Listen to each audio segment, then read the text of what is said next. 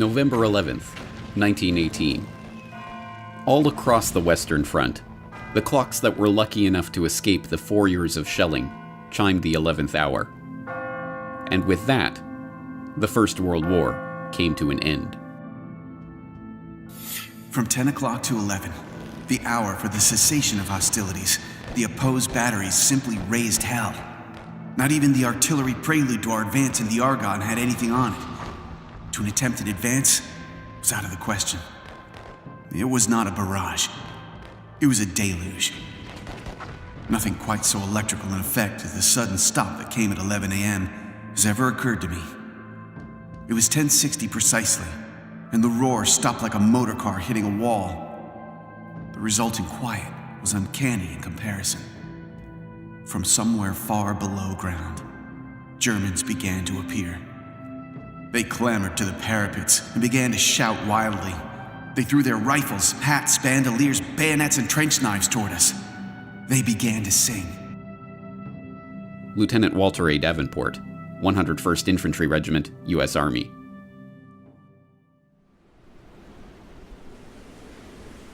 And just like that, it was over.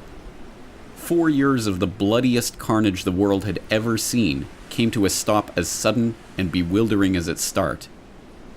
And the world vowed, never again.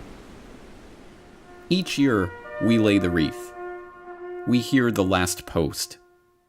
We mouth the words, never again, like an incantation. But what does it mean? To answer this question, we have to understand what World War I was. World War I was an explosion. A breaking point in history. In the smoldering shell hole of that great cataclysm lay the industrial era optimism of never-ending progress. Old verities about the glory of war lay strewn around the battlefields of that great war, like a fallen soldier left to die in no man's land. And along with it lay all the broken dreams of a world order that had been blown apart. Whether we know it or not, we here in the 21st century are still living in the crater of that explosion, the victims of a First World War that we are only now beginning to understand. What was World War I about? How did it start? Who won? And what did they win? Now, 100 years after those final shots rang out, these questions still puzzle historians and laymen alike. But as we shall see, this confusion is not a happenstance of history, but the wool that has been pulled over our eyes to stop us from seeing what World War I really was. This is the story of World War I that you didn't read in the history books. This is the World War I Conspiracy.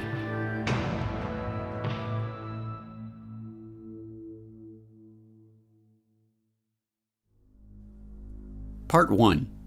To start a war. June 28, 1914. The Archduke Franz Ferdinand, heir to the Austro-Hungarian throne, and his wife Sophie are in Sarajevo for a military inspection. In retrospect, it's a risky provocation, like tossing a match into a powder keg. Serbian nationalism is rising, the Balkans are in a tumult of diplomatic crises and regional wars, and tensions between the Kingdom of Serbia and the Austro-Hungarian Empire are set to spill over. But despite warnings and ill omens, the royal couple's security is extremely lax. They board an open-top sports car and proceed in a 6-car motorcade along a pre-announced route. After an inspection of the military barracks, they head toward the town hall for a scheduled reception by the mayor. The visit is going ahead exactly as planned and precisely on schedule. And then, the bomb goes off.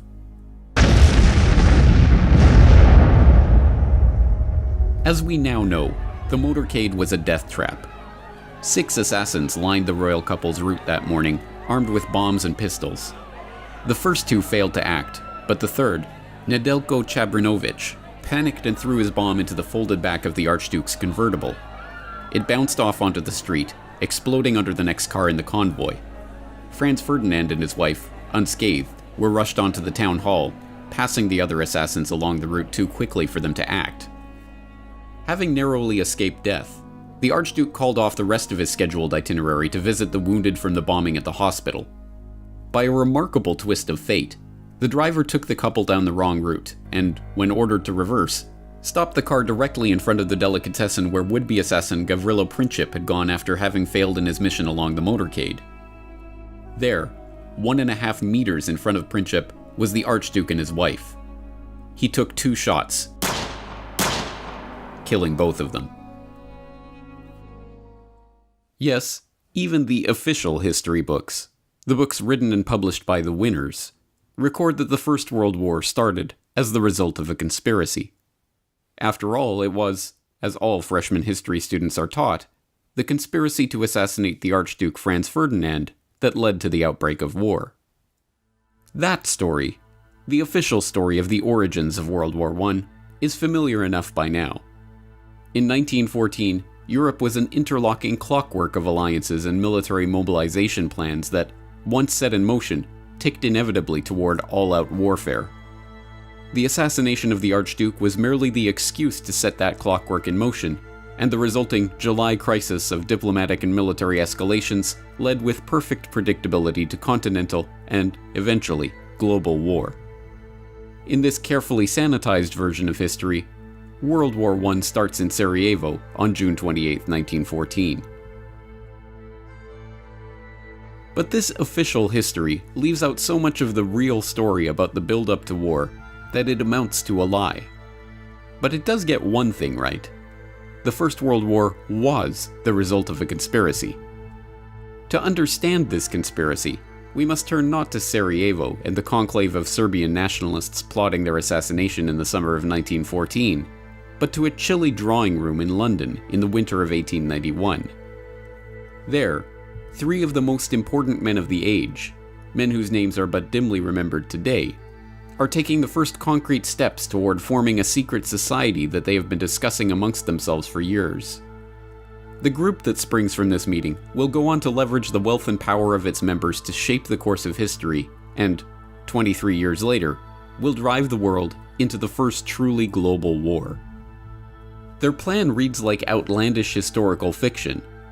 They will form a secret organization dedicated to the extension of British rule throughout the world and the ultimate recovery of the United States of America as an integral part of a British empire. The group is to be structured along the lines of a religious brotherhood. The Jesuit order is repeatedly invoked as a model, divided into 2 circles. An inner circle, called the Society of the Elect, who are to direct the activity of the larger outer circle, dubbed the Association of Helpers, who are not to know of the inner circle's existence. British rule and inner circles and secret societies. If presented with this plan today, many would say it was the work of an imaginative comic book writer. But the 3 men who gathered in London that winter afternoon in 1891 were no mere comic book writers. They were among the wealthiest and most influential men in British society, and they had access to the resources and the contacts to make that dream into a reality. Present at the meeting that day, William T. Stead, famed newspaper editor whose Pall Mall Gazette broke ground as a pioneer of tabloid journalism and whose Review of Reviews was enormously influential throughout the English-speaking world. Reginald Brett, later known as Lord Esher, an historian and politician who became friend, confidant, and advisor to Queen Victoria, King Edward VII, and King George V, and who was known as one of the primary powers behind the throne of his era. And Cecil Rhodes, the enormously wealthy diamond magnate whose exploits in South Africa and ambition to transform the African continent would earn him the nickname of Colossus by the satirists of the day. But Rhodes's ambition was no laughing matter. If anyone in the world had the power and ability to form such a group at the time, it was Cecil Rhodes. Richard Grove, historical researcher and author, tragedyandhope.com. Cecil Rhodes also was from Britain. He was educated at Oxford, but he only went to Oxford after he went to South Africa. He had an older brother. He follows him to South Africa. The older brother was working in the diamond mines, and by the time Rhodes gets there, he's got a setup, and his brother says, I'm going to go off and dig in the gold mines. They just found gold. And so he leaves Cecil Rhodes, his younger brother, who's like in his 20s, with this whole diamond mining operation. Rhodes then goes to Oxford, comes back down to South Africa, with the help of Lord Rothschild, who had funding efforts behind De Beers and taking advantage of that situation. And from there, they start to use there's no other term than slave labor, which then turns in later to the apartheid policy of South Africa. Well, Rhodes was particularly important because in many ways, at the end of the 19th century, he seriously epitomized where capitalism was, where wealth really lay. Jerry Docherty, World War I scholar and co-author of Hidden History, The Secret Origins of the First World War. Rhodes had the money and he had the contact. He was a great Rothschild man, and his mining wealth was literally uncountable. He wanted to associate himself with Oxford because Oxford gave him the kudos of the university of knowledge, of that kind of power. And in fact, that was centered in a very secretive place called All Souls College. Still, you'll find many references to All Souls College and people behind the curtain and such phrases, power behind thrones.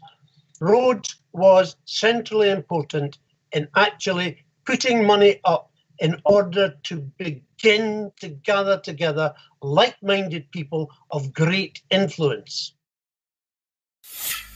Rhodes was not shy about his ambitions, and his intention to form such a group were known to many. Throughout his short life, Rhodes discussed his intentions openly with many of his associates who, unsurprisingly, happened to be among the most influential figures in British society at that time. More remarkably, this secret society, which was to wield its power behind the throne, was not a secret at all. The New York Times even published an article discussing the founding of the group in the April 9, 1902 edition of the paper, shortly after Rhodes's death.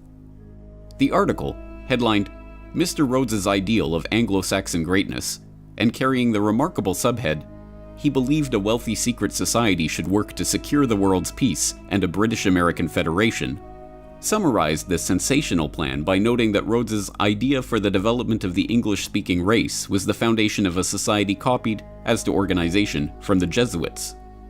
Noting that his vision involved uniting the United States Assembly and our House of Commons to achieve the peace of the world, the article quotes Rhodes as saying, "The only thing feasible to carry out this idea is a secret society gradually absorbing the wealth of the world." This idea is laid down in black and white in a series of wills that Rhodes wrote throughout his life. Wills that not only laid out his plan to create such a society and provided the funds to do so, but, even more remarkably, were collected in a volume published after his death by co-conspirator William T. Stead. Rhodes also left his great deal of money, not having any children, not having married, dying at a young age, left it in a very well-known last will and testament, of which there were several different editions, naming different benefactors, naming different executors. So in 1902, Cecil Rhodes dies. There's a book published. It contains his last will and testament. The guy who wrote the book, William T. Stead, was in charge of a British publication called the Review of the Reviews. He was part of Rhodes's roundtable group. He at one time was an executor for the will. And in that will, it says that he laments the loss of America from the British Empire and that they should formulate a secret society with the specific aim of bringing America back into the empire. Then he names all the countries that they need to include in this list to have world domination, to have an English-speaking union, to have British race as the enforced culture on all countries around the world. The will contains the goal. The goal is amended over a series of years and supported and used to gain support. And then by the time he dies in 1902, there's funding, there's a plan, there's an agenda, there's working groups, and it all launches and then takes hold. And then not too long later, you've got World War I. And then from that, you've got World War II. And then you've got a century of control and slavery that really could have been prevented. When, at the time of Rhodes' death in 1902, this secret society decided to partially reveal itself, it did so under the cloak of peace. It was only because they desired world peace, they insisted, that they had created their group in the first place. and only for the noblest of reasons that they aimed to gradually absorb the wealth of the world. But contrary to this pacific public image, from its very beginnings, the group was interested primarily in war. In fact, one of the very first steps taken by this Rhodes Round Table, as it was known by some, was to maneuver the British Empire into war in South Africa. This Boer War of 1899 to 1902 would serve a dual purpose. It would unite the disparate republics and colonies of South Africa into a single unit under British imperial control, and, not incidentally, it would bring the rich gold deposits of the Transvaal Republic into the orbit of the Rothschilds Rhodes-controlled British South Africa Company. The war was, by the group's own admission, entirely its doing. The point man for the operation was Sir Alfred Milner, a close associate of Rhodes and a member of the secret society's inner circle who was then the governor of the British Cape Colony. Although largely forgotten today, Alfred Milner, later First Viscount Milner, was perhaps the most important single figure in Britain at the dawn of the 20th century. From Rhodes's death in 1902, he became the unofficial head of the Round Table Group and directed its operations, leveraging the vast wealth and influence of the group's exclusive membership to his own ends. With Milner, there was no compunction or moral hand-wringing about the methods used to bring about those ends. In a letter to Lord Roberts, Milner casually confessed to having engineered the Boer War. "I precipitated the crisis, which was inevitable, before it was too late. It is not very agreeable, and in many eyes, not a very creditable piece of business to have been largely instrumental in bringing about a war." When Rhodes's co-conspirator and fellow secret society Inner Circle member William Stead objected to war in South Africa, Rhodes told him, "You will support Milner in any measure that he may take short of war. I make no such limitation. I support Milner absolutely without reserve. If he says peace, I say peace. If he says war, I say war.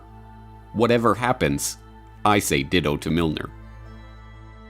The Boer War, involving unimaginable brutality, including the death of 26,000 women and children in the world's first British concentration camps, ended as Rhodes and his associates intended, with the formerly separate pieces of South Africa being united under British control. Perhaps even more importantly from the perspective of the secret society, it left Alfred Milner as High Commissioner of the new South African Civil Service, a position from which he would cultivate a team of bright, young, largely Oxford-educated men who would go on to serve the group and its ends. And from the end of the Boer War onward, those ends increasingly centered around the task of eliminating what Milner and the Round Table perceived as the single greatest threat to the British Empire: Germany. So in the start, it was influence, people who could influence politics, people who had the money to influence statesmen, and the dream of actually crushing Germany. This was the basic mindset of this group as it gathered together. Germany. In 1871, the formerly separate states of modern-day Germany united into a single empire under the rule of Wilhelm I. The consolidation and industrialization of a united Germany had fundamentally changed the balance of power in Europe. By the dawn of the 20th century, the British Empire found itself dealing not with its traditional French enemies or its long-standing Russian rivals for supremacy over Europe, but the upstart German Empire.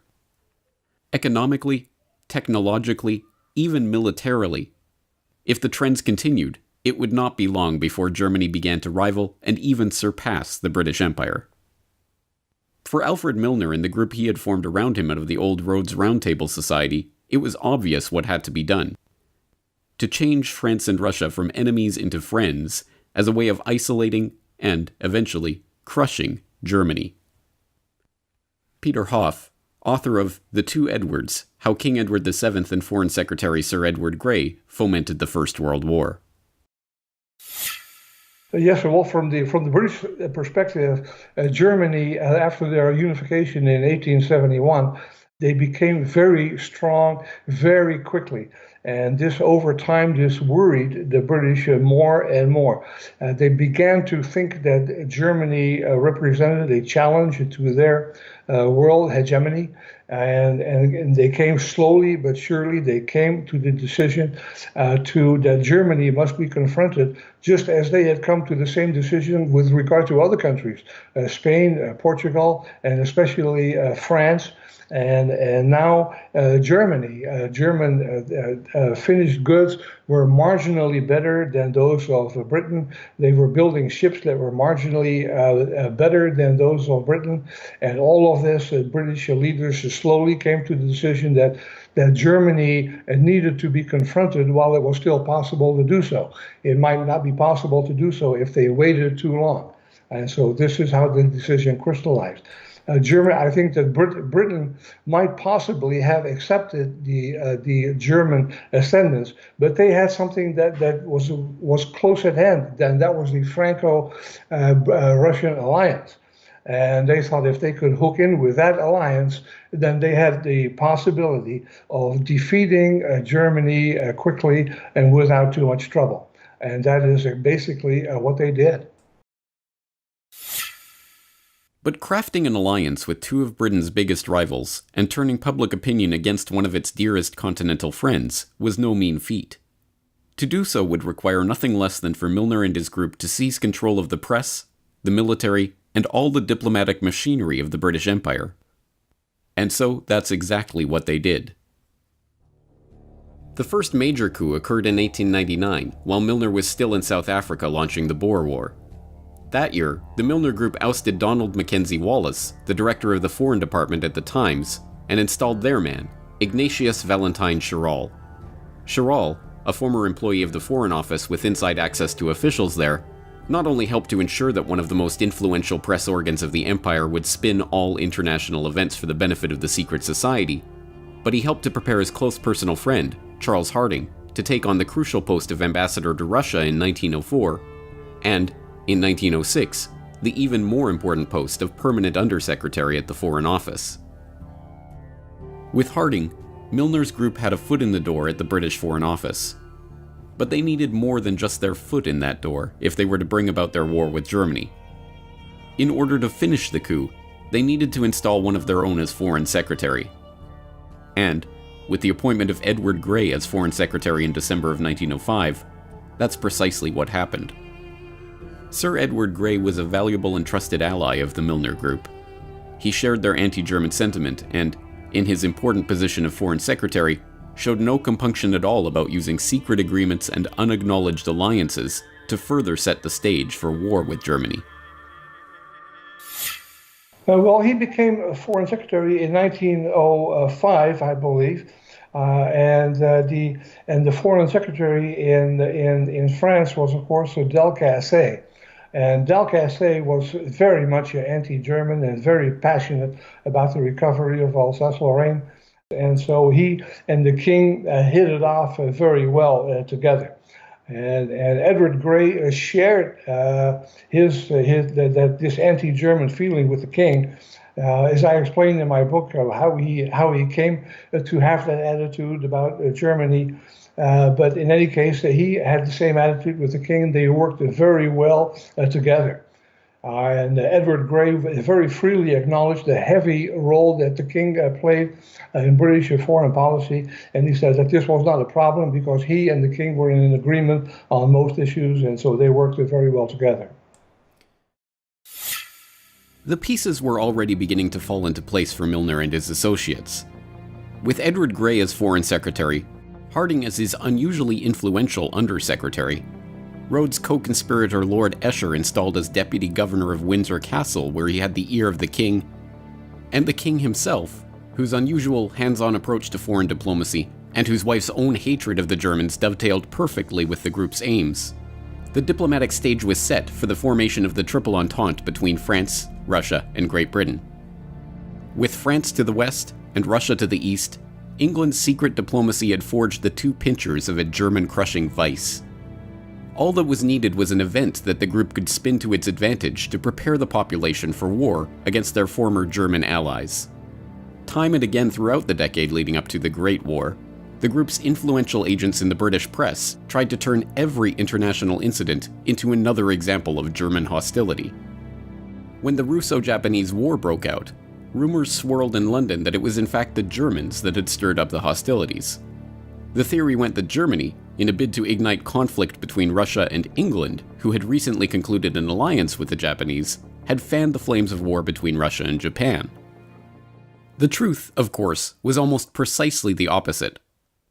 Lord Lansdowne had conducted secret negotiations with Japan before signing a formal treaty in January 1902. Having exhausted their reserves building up their military, Japan turned to Cecil Rhodes' co-conspirator Lord Nathan Rothschild to finance the war itself. Denying the Russian Navy access to the Suez Canal and high-quality coal, which they did provide to the Japanese, the British did everything they could to ensure that the Japanese would crush the Russian fleet, effectively removing their main European competitor for the Far East. The Japanese Navy was even constructed in Britain, but these facts did not find their way into the Milner-controlled press. When the Russians accidentally fired on British fishing trawlers in the North Sea in 1904, killing 3 fishermen and wounding several more, the British public was outraged. Rather than whip up the outrage, however, the Times and other mouthpieces of the secret society instead tried to paper over the incident. Meanwhile, the British Foreign Office outrageously tried to blame the incident on the Germans, kicking off a bitter press war between Britain and Germany. The most dangerous provocations of the period centered around Morocco, when France, emboldened by secret military assurances from the British and backed up by the British press, engaged in a series of provocations, repeatedly breaking assurances to Germany that Morocco would remain free and open to German trade. At each step, Milner's acolytes, both in government and in the British press, cheered on the French and demonized any and every response from the Germans, real or imagined. Given that we're living in a world of territorial aggrandizement, there was a concocted incident over Morocco, and the allegation that Germany was secretly trying to take over the British-French influence in Morocco, and that literally was nonsense. But it was blown up into an incident, and people were told, prepare. You had better prepare yourself for the possibility of war, because we will not be dictated to by that Kaiser person over in Berlin. One of the incidents, which I would need to make reference to get the date perfectly right, referred to a threat. Well, it was portrayed as a threat. It was no more than a threat than a fly would be if it came into your room at the present moment, of a gunboat sitting off the coast of Africa. And it was purported that this was the sign that, in fact, Germany was going to have a deep water port and they were going to use it as a springboard to interrupt British shipping. When we researched it, Jim and I discovered that the size of that so-called gunboat was physically smaller than the King of England's royal yacht. But history has portrayed this as a massive threat to the British Empire and its masculinity, if you like, because that's how they saw themselves. Ultimately, the Moroccan crises passed without warfare because, despite the best efforts of Milner and his associates, cooler heads prevailed. Likewise, the Balkans descended into warfare in the years prior to 1914, but Europe as a whole didn't descend with them. But, as we well know, the members of the Round Table in the British government, in the press, in the military, in finance, in industry, and in other positions of power and influence eventually got their wish. Franz Ferdinand was assassinated, and within a month, the trap of diplomatic alliances and secret military compacts that had been so carefully set was sprung. Europe was at war. In retrospect, the machinations that led to war are a masterclass in how power really operates in society. The military compacts that committed Britain, and ultimately the world, to war had nothing to do with elected parliaments or representative democracy. When Conservative Prime Minister Arthur Balfour resigned in 1905, deft political manipulations ensured that members of the Round Table, including Herbert Henry Asquith, Edward Grey, and Richard Haldane, three men who Liberal leader Henry Campbell Bannerman privately accused of Milner worship, seamlessly slid into key posts in the new Liberal government and carried on the strategy of German encirclement without missing a step. In fact, the details of Britain's military commitments to Russia and France, and even the negotiations themselves, were deliberately kept hidden from members of parliament and even members of the cabinet who were not part of the secret society. It wasn't until November 1911, a full 6 years into the negotiations, that the cabinet of Prime Minister Herbert Henry Asquith started to learn the details of these agreements that had been repeatedly and officially denied in the press and in Parliament. This is how the cabal functioned: efficiently, quietly, and, convinced of the righteousness of their cause, completely uncaring about how they achieved their ends. It is to this clique, not to the doings of any conspiracy in Sarajevo, that we can attribute the real origins of the First World War, with the 9 million dead soldiers and 7 million dead civilians that lay piled in its wake. But for this cabal, 1914 was just the start of the story. In keeping with their ultimate vision of a united Anglo-American world order, the jewel in the crown of the Milner Group was to embroil the United States in the war, to unite Britain and America in their conquest of the German foe. Across the Atlantic, the next chapter in this hidden history was just getting underway. Next time on the World War I Conspiracy. It would be folly for this country to sacrifice itself to the frenzy of ancient hatred. This is false history. It's not even acceptable to call it fake news. It's just disgusting. Things that could have been avoided but were let happen, made sellable by Wilson to the public. Inside the White House, President Woodrow Wilson conferred with advisors and signed the proclamation of war against Germany.